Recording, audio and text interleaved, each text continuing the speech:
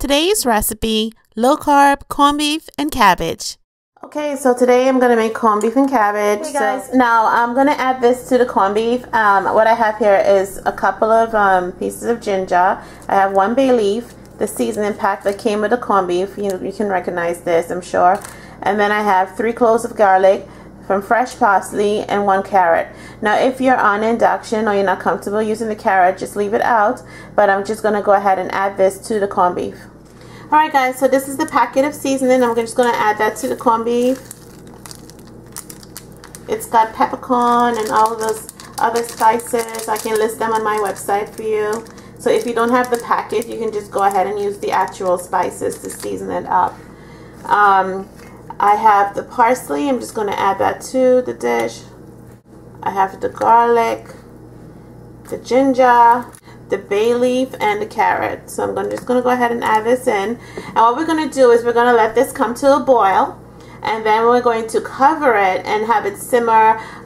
For every pound of corned beef you have, you want to let it simmer for an hour. So I have 2.5 pounds, so I'm going to let it simmer for 2.5 hours. Now that's simple. Okay guys, so as this is coming to a boil, you'll notice that we have the white stuff come to the top. So I'm just going to skim this off, right? Try and get off as much as you can.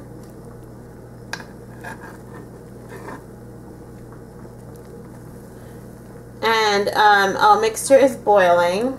So what I'm going to do at this point is I'm going to lower the flame to a very low, to a simmer. Then I'm going to go ahead and cover the pot. And we're going to let this simmer for about 2.5 hours. And then I'll be right back. Okay everyone, now for some added flavor, I am going to add 1 onion that I cubed.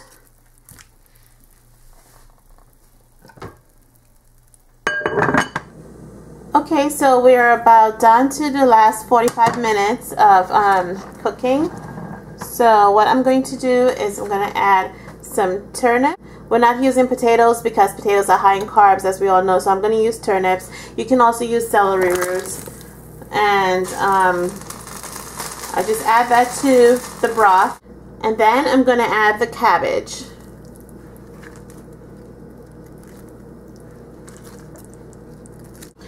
Now I'm going to put the lid back on and we're almost done.